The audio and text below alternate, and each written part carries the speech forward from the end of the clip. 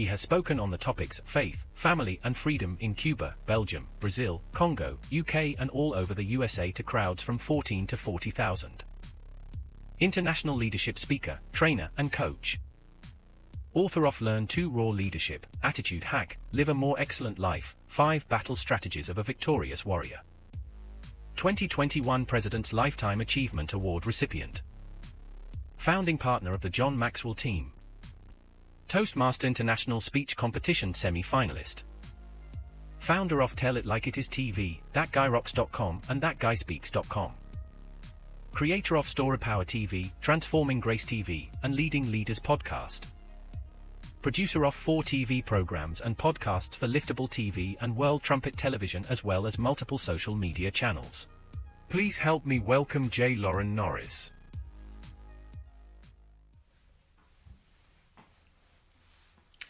As I walked into the coffee shop, I found the guy that I was meeting. He wasn't much older than my own kids. I broke out my laptop. I showed him the file that I was working on and the trouble that I was having with this video editing. And he looked like a master chef at a hibachi grill. Fingers flying everywhere, things changing on the screen. And when he leaned back like 2.5 minutes later, he had accomplished everything I'd been struggling with for, I don't know, a month. Yeah, he was operating at his genius and I was frustrated. That's what I want to talk about in this episode of Leading Leaders. Stay tuned. Subscribe now for our extensive video library of leadership lessons promoting faith, family, and freedom.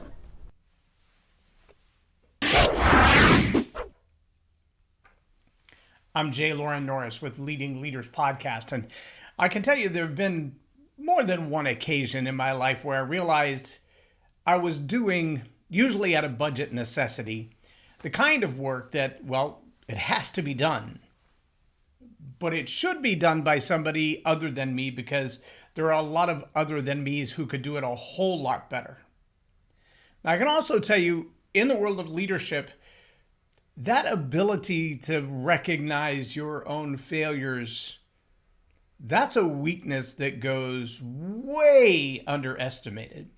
There's a whole lot of people who are unwilling to say, somebody can do that better than me. Now, there are a lot of people who would say, I don't like doing that task. I'll hand it off. I'll delegate it.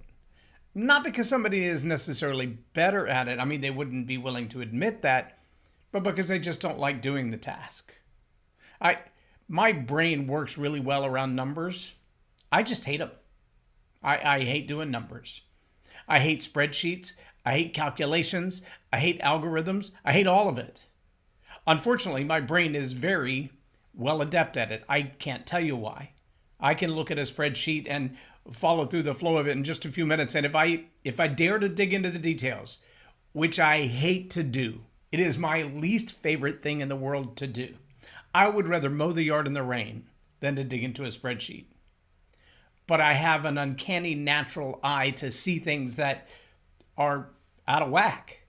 A column that's missing, a row that's missing, an explanation for, well, how did you come to that conclusion? I mean, is that an assumption or is that calculated somewhere? Can I click in that cell and see the formula and where you derived that number from, or did you just type a number in the box? I don't know why my brain works that way. It just does. And I don't like it, but I can't undo it. So I deal with it.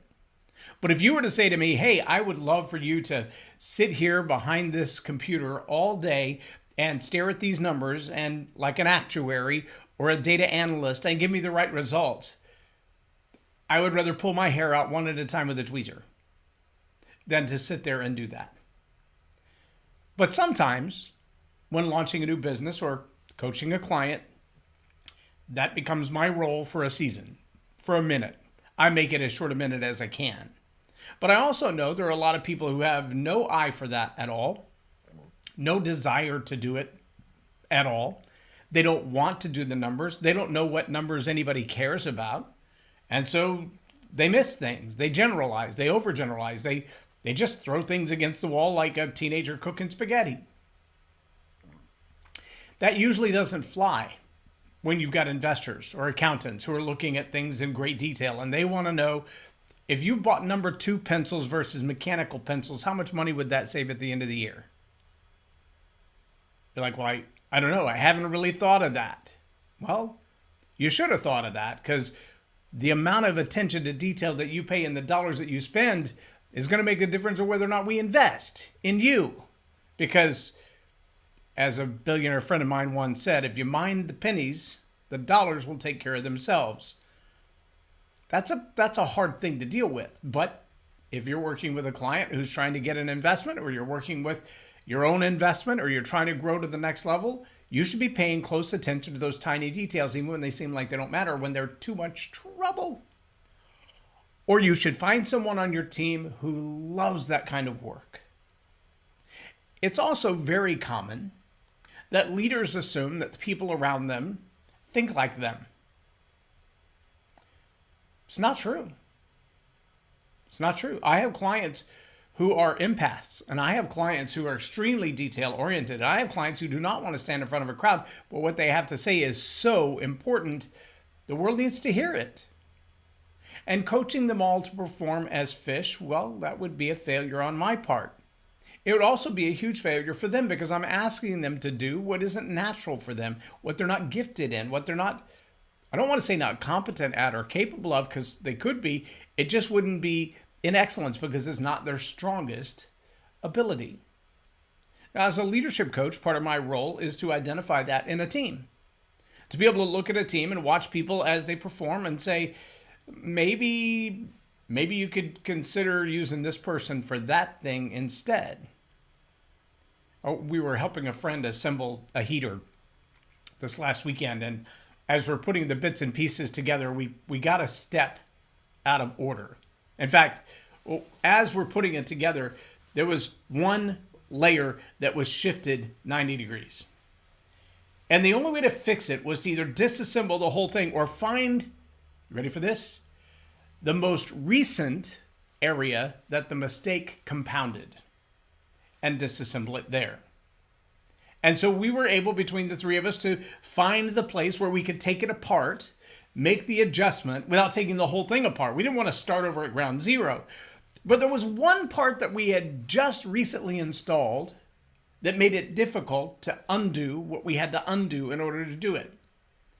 Now, there's a couple of solutions. Take that part out, work around it, and put it back, or change the tools we were working with. And so we simply, instead of using 6-inch screwdrivers to remove the screws that were in the way, we went to 2-inch screwdrivers. And we were able to successfully disassemble at that place with the fewest amount of adjustments, because we changed the tool that we were working with. Now, it turned out that those tiny little screwdrivers also gave us leverage to move something else that just needed to move a fraction of an inch in order to make an adjustment that we needed to make. But see, if we tried only to work with the tools that we had, we could have beat on it with a hammer and scarred it all up or broken it. We could have tried to pry on it with a pry bar. But the little tiny 2-inch screwdriver allowed us to do exactly what we needed to do. Now, what if we didn't have the tiny 2-inch screwdriver? If we didn't have the right tool in the box? See, that's the challenge with a lot of teams, is they don't know what tools they have in the box. They've never done a proper assessment of the characteristics, the strengths, the weaknesses, the passions and the frustrations of the people on their team. They hired them because their resume said, well, I can do that. Or they got voluntold into a position and now they're there, and that doesn't mean they're good at it. They were just the first one who didn't step back when everybody else volunteered. But now that they're in the role, they don't want to give it up. They've already got the authority, the title, the position, the opportunity, the privilege. And even if somebody comes along that is much better qualified and would even get paid for it because they're so much better at it, the volunteer's not going to give that role up. It's meant too much to them at this point. You're using the wrong tool in that job. You're trying to get an 8-inch screwdriver to do the job of a 2-inch screwdriver. And that's hard when you're dealing with people because, well, screwdrivers don't have feelings. People do. They get emotional when you ask them to step down from a role or move them to another role. Even if financially it's a lateral role, the first question that comes to mind of anyone is, what did I do wrong? Can I be that bad? What's wrong with me? It becomes an identity crisis. And the real challenge for a leader and a leadership coach is to be able to analyze that team and say, what are you really, really good at? I mean, if I could just give you the opportunity to do what just lights you up, makes you happy, makes you ecstatic, if I could give you the chance to do that, what would it be? I recently read a book, and this book was so well written, I read through this entire book in like a day and a half. This is, in case it's hard to see, it's called The 6 Types of Working Genius by Patrick Lencioni. And it's a great allegory. As you're going through it, it seems so real life that you're thinking, that's incredible. But when you get to the end, you realize the whole thing was an allegory, but it was well staged and well put together and very well written. And the observations and the wisdom, well, they're priceless. I want to skip to the end here. I mean, I'm going all the way to the back. This is page 189. He says, it's rare, but it's worth taking an additional few minutes to review the descriptions of each type of genius. 6 working genius. Take a minute to review the descriptions. The best way to understand the report is to review one. So let's use this one as an example. So from the book, from the author, this is his area of working genius. Now, again, you're going to have to get the book and study through. This is not a sales pitch. The book is not endorsed. This is my own evaluation, my own estimation, but I'm going to read to you right from page 189. He says, my working genius. Your likely areas of working genius are invention and discernment. So here in a minute, that's going to tell you what he's good at, but that's also going to make you wonder, what is it he's not so good at? You are naturally gifted and derive energy from and joy from creating original and novel ideas and solutions. Are you the kind of person that really gets a joy out of creating something new? I mean, like coming up with an idea that no one's ever thought of before, or at least a tweak on an idea that nobody's ever thought of before? You are naturally gifted at and derive energy and joy from using your intuition and instincts to evaluate and assess ideas or plans. That's a pretty good description of a visionary leader, right? Working competencies. The areas of your working competencies are wonder and galvanizing. Wonder and galvanizing. Again, get the book if you really want to dig into this, because he goes into great definitions and explanations and gives you some really good illustrative ideas from the allegory of what it means to galvanize. Here's what it says. You are capable of and don't mind pondering the possibilities of greater potential and opportunity in any given situation. That's the wonder. Under galvanizing, you are capable of and don't mind rallying people and inspiring them to take action around a project, task, or idea. Again, if you think about a leader, someone who operates in influence, nothing more, nothing less, but also is a visionary. They're looking forward to new ideas. They want to create ideas that nobody's operated in before. They want to do things that nobody has done before. But they also need to get people on board with it. That's kind of a good skill set to have right there. To want to invent new ideas, to want to discern whether those ideas are good ideas, to be able to galvanize those ideas, getting other people to gather around them, and then to constantly wonder, how could it be improved upon? How could it be made better? Well, that's a really good skill set. Now, when we're reading this is the report of a single individual. These are not just talents and skills that every leader should have. This is the natural bent of this individual. But let's go one level further, because in the report it also talks about the frustrations. He says, your likely areas of working frustration are tenacity and enablement. Under tenacity, you aren't naturally gifted at and or derive energy and joy from pushing projects and tasks through to completion to ensure that the desired results are achieved. Now let me camp out right there for a moment. I would ask you, if we were in a crowd, to raise your hand if you've ever started a project that you just had absolute enthusiasm for as it started. The new idea came and you got everybody around it and everybody's like, yes, that's a brilliant idea. We all have to do that. And 2 weeks into the project, you're like, oh my gosh, are we still doing this? That would be tenacity. It is a gift. It is a natural bent for some people to want to get into that project and just stay at it until it's done. In fact, you might hear people who have tenacity leading a group where everybody else has kind of given up on the project. They might say things like, are we still beating this dead horse? That you're still on this project and everybody else has given up and moving on. Why won't you let this go? It's not going to work. And so if you have tenacity without galvanizing, you may be the only person driving the project and nobody else cares. If you have tenacity without wonder, you may not be asking the question, what can make it better? You just want to get it done because, well, this is the track that we're on and we're like an old train. We're going to stay on this track until we get to the end. By golly, whether it's good, bad, or otherwise, we're staying on this track. Politicians tend to get in that kind of rut, tenacity. Here's the last one. This is his working frustration. You aren't naturally gifted at and or derive energy and joy from providing others with encouragement and assistance for projects and ideas. Now imagine yourself working for a boss, a leader, a team lead, a supervisor who never pats you on the back and says, great job. You did a really good job at that. That was an awesome project. I have to be honest and tell you that's one of my challenges. Tenacity, I don't have a whole lot of challenge with. I do sometimes hang on to a project way too long. Before I even joined the Air Force, I remember having a supervisor say to me, every time I give you a project to do, you make it way more than I gave you a task and you made it a project. I just wanted you to move that thing from there to there, and you have taken half the day to do it, and you've made it so much more.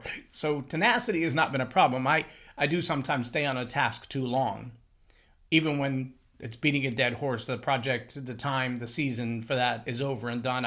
I'm still hanging on to it. But I do also struggle with this enablement, this encouragement. I'm reminded frequently, and it's a challenge. It's a personal challenge for me. I'm reminded frequently that the energy that I bring into a room, because when I'm on the stage or in front of a camera, energy is not a problem. I have a lot of energy to bring. I have a lot of energy. Sometimes, in fact, people will say, tone it down just a little bit, bring it back. I've actually been reprimanded in the executive level when I was a vice president of a company because my energy intimidated some people in the room. I've been told with people who match my energy, when the two of us were in a room, myself and a guy by the name of Chris, when I worked in Fortune 50 company, when we would have committee meetings on certain tasks, he and I would go at it. Sometimes about spreadsheets, sometimes about sales processes, sometimes about people. And when we would go at it, we would leave the room and people were like, you two fight like a married couple. Yeah, but we get a lot done. Because we're just like two bulls in a china cabinet. We are going to bang it out until we get to the right solution. We both had tenacity. Neither one of us had enablement. And we were both very determined to get it done right. That can be an asset. But see, when you bring that kind of energy and people are like, whoa, whoa, whoa, whoa, whoa, just whew, take a breath, calm down. I'm like, I'm just operating at my normal level. Here's the irony. Because I'm not a constant perpetual encourager, when I walk in the room and I have calmed my energy, or as she would say in the movie with Sylvester Stallone and the Three Shells and Wesley Snipes, and she would say, enhance your calm, officer, enhance your calm. When I enhance my calm, people are like, what's wrong with you? I'm like, nothing. I'm just trying not to be too much, because too much is my natural state. And so I have to chill for the world to be able to keep up. I know that sounds arrogant, but if you've ever seen me in my high energy mode, it freaks most people out. So I try to kind of bring it back, dial it back, make it comfortable for everybody else. And because that's true, I also find often that there are people who feel like when I'm quiet, they've done something wrong. When I am not full of energy and pep and bouncing off the walls and acting like a ping pong ball on a hardwood floor, that somehow I've taken offense at something that they've done or said. I'm like, no, it's none of the above. You haven't done anything wrong. I'm not mad. I'm not angry. Keep asking me and I might get that way, but I'm just trying to enhance my calm to not overwhelm the situation, because my personality will take over an environment if I'm not judging and measuring everything that I do and say. I don't do that on purpose. It's just the way I'm made. I'm also an inventor. I'm also having new ideas all the time. You know what I really have my frustrations with? Doing every task. Because I have a lot of capabilities. I can edit video. I can produce the video. I can write the scripts. I can write the speeches. I can take the stage. I can run the camera. I can stand in front of the camera. I can do all of that. So figuring out where my role is in any given situation sometimes is a misnomer. Some people only see me as the guy behind the camera, pushing the buttons, flipping the switches. Okay. Well, let me just ask you, on your team, have you ever considered the 6 types of working genius? Have you ever asked, are they doing what they're best at? Or are they just doing what they can do? Are they doing what they're best at? Or are they doing only what I told them to do? Is there any chance that if I just took those 2 people and traded their roles, the 6-inch screwdriver for the 2-inch screwdriver, if I just traded their roles, that life would be better for them and productivity would be better for all of us? Would we operate at a higher level of excellence? Would efficiency come back? Have we missed something because we've got people in the wrong role? Leaders who are unwilling to admit that they have weaknesses, that they have blind spots, that they have frustrations, well, they're weak leaders. But in our world of leadership, don't let them see you sweat has become a mantra. Fake it until you make it has become a mantra. Ownership, accountability, responsibility, delegation, sometimes those are hard to come by. But if you're a leader who's willing to look in the mirror and go, I think somebody could do that better than me, then perhaps you should be willing to step back for a minute and go, why don't you try that for a while and see how that works out? I'll step aside. I'll let you do it your way. Just, do it. Let's see what happens. If you're better at it, we'll change roles. If you were willing to do that as a leader, how much better could your organization be? It might take an investment financially. It will definitely take an investment emotionally. It's going to take an investment in maturity. But if the better outcome, the better course for your team, the productivity in those that you serve is worth anything, it's worth that. Consider those different types of working genius. And again, if you don't know what yours are, I highly recommend StrengthsFinders 2.0. That is a great book. But I would also jump into the 6 Types of Working Genius by Patrick Lencioni and dig into, who are you? What do you enjoy? Are you doing work that doesn't suit you because you feel like you have to, when there are people waiting in the wings to do it who would not only love it, but they would do it better than you? If that's the case, now's the time. I'm J Loren Norris with Leading Leaders Podcast for Tell It Like It Is TV. Have a blessed day.